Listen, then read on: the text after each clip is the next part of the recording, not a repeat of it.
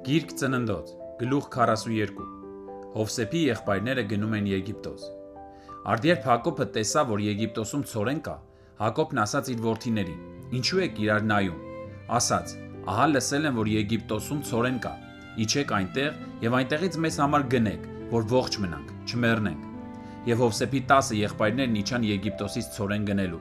Բայց Հակոբը Հովսեփի եղբայր Բենյամինին եղբայրների հետ չուղարկեց, որովհետև ասաց. «Գուցե մի փորձանք պատահի նրան»։ Եվ Իսրայելի որդիները այնտեղ գնացողների հետ եկան պաշար գնելու, որովհետև Քանանի երկրում սով էր։ Հովսեփն այն երկրի կառավարիչն էր, եւ ինքն էր ամբողջ ժողովրդին պաշար վաճառողը։ Հովսեփի եղբայրները եկան եւ իրենց երեսները մինչև գետին խոնարեցին նրա առաջ։ Եվ հենց որ Հովսեփն իր եղբայրներին տեսավ, ճանաչեց նրանց, բայց իրեն նրանց չճանաչեցրեց, եւ նրանց հետ խստությամբ խոսեց եւ նրանց ասաց. «Որտեղից եք եկել»։ Ասացին Քանանի երկրից ուտելիք գնելու, եւ Հովսեփն իր եղբայրներին ճանաչեց, բայց նրանք չճանաչեցին իրեն։ Եվ Հովսեփը հիշեց այն երազները, որ նրանց վերաբերյալ տեսել էր, եւ ասաց նրանց. «Դուք լրտեսներ եք, եկել եք երկիրը բաց վիճակում տեսնելու»։ Եվ ասացին նրան. «Ոչ, Տեր իմ, քո ծառաները եկել են քեզնից ուտելիք գնելու։ Մենք բոլորս մի մարդու որդիներն ենք, մենք շիտակ ենք, ծառաներդ լրտեսներ չեն»։ Եվ նա ասաց նրանց. «Ոչ, դուք եկել եք երկիրը բաց վիճակում տեսնելու»։ Եվ նրանք ասացին. «Մենք քո ծառաները 12 եղբայրներ ենք, Քանանի երկրում մի մարդու որդիները, եւ ահա մեր կրտսերը այսօր մեր հոր մոտ է, եւ մեկն էլ չկա»։ Եվ Հովսեփն ասաց նրանց. «Սա է, որ ձեզ հետ խոսեցի ասելով, թե դուք լրտեսներ եք։ Սրանով պետք է փորձվեք։ Փարավոնի կյանքը վկա է, որ դուք այստեղից դուրս չեք գա, մինչև ձեր կրտսեր եղբայրն այստեղ չգա։ Ձեզնից մեկին ուղարկեցեք ձեր եղբորը բերելու, իսկ դուք կբանտարկվեք, որպեսզի ձեր խոսքերը ստուգվեն, թե արդյոք ձեզանում ճշմարտություն կա։ Եվ եթե ոչ, փարավոնի կյանքը վկա է, որ դուք լրտեսներ եք»։ Եվ 3 օրով բանտ նստեցրեց նրանց։ Եվ 3-րդ օրը Հովսեփն ասաց նրանց. «Արեք այս բանը, որ ողջ մնաք։ Ես Աստծուց վախեցող մարդ եմ։ Եթե դուք ճշմարիտ եք, ձեր եղբայրներից մեկը կարգելափակվի ձեր բանտարկված տան մեջ, իսկ դուք գնացեք ձեր տան սովը վերացնելու համար պաշար տարեք։ Եվ ձեր կրտսեր եղբորն ինձ մոտ բերեք, որ ձեր խոսքերը հաստատվեն, եւ չեք մեռնի»։ Այդպես արեցին։ Եվ նրանք միմյանց ասում էին. «Իսկապես մենք շատ հանցավոր ենք մեր եղբոր հարցում, որովհետև տեսանք նրա հոգու տառապանքը, երբ մեզ աղաչում էր, եւ չլսեցինք։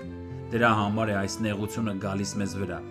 Եվ Ռուբենը պատասխանեց նրանց ասելով. «Ես չէի ասում, թե այդ տղայի դեմ մեղք մի գործեք, եւ դուք ականջ չդրիք, եւ ահա հիմա նրա արյունը պահանջվում է»։ Եվ նրանք չգիտեին, որ Հովսեփը հասկանում է, քանի որ թարգմանիչի միջոցով էր խոսում իրենց հետ։ Եվ նրանց մոտից հեռանալով լաց եղավ։ Նա դարձյալ եկավ նրանց մոտ ու խոսեց նրանց հետ, ապա նրանցից շմավոնին վերցնելով նրանց աչքի առաջ կապեց նրան։ Եվ Հովսեփը հրամայեց, որ նրանց պարկերը ցորենով լցնեն,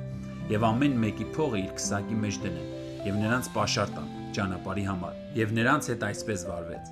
Եվ նրանք իրենց էշերի վրա բեռնեցին իրենց ցորենը եւ այնտեղից գնացին։ Եվ նրանցից մեկը իջևանատանը բացեց իր քսակն իր էշին դարման տալու համար եւ տեսավ իր փողը, որ ահա իր քսակի մեջ էր։ Եվ իր եղբայրներին ասաց. «Փողս ետ է եկել, եւ ահա այստեղ իմ քսակի մեջ է»։ Եվ նրանց սիրտը խռովվեց եւ վախով իրար ասացին. «Այսինչ էր, որ Աստված անում է մեզ»։ Եվ եկան Քանանի երկիրը, իրենց հայր Հակոբի մոտ եւ պատմեցին այն ամենն, ինչ պատահել էր իրենց ասելով.